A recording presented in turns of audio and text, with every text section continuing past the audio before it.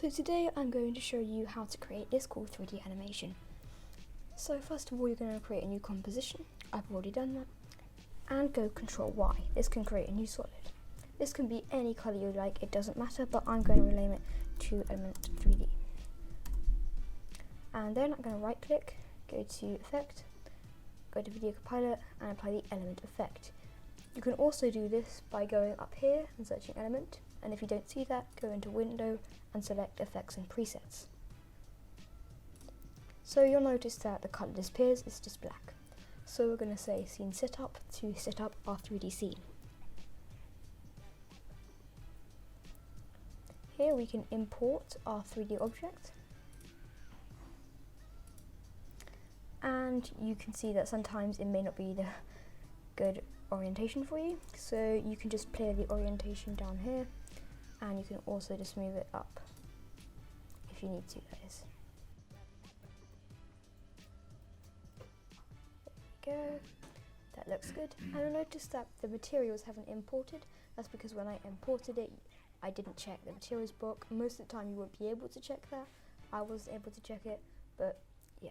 So if you want to apply material, you're going to have to select the material inside your object, go to Presets, Physical, and apply any of your things, or you can import one.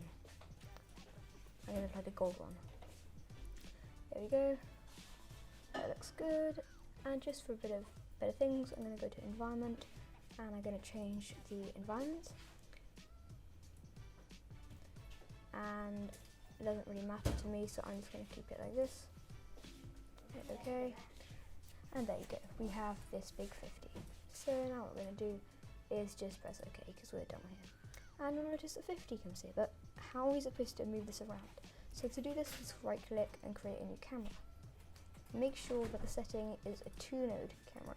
This can be anything you like, and I'm going to rename it just to camera. Here we can select the orbit around cursor tool, and we can just move around.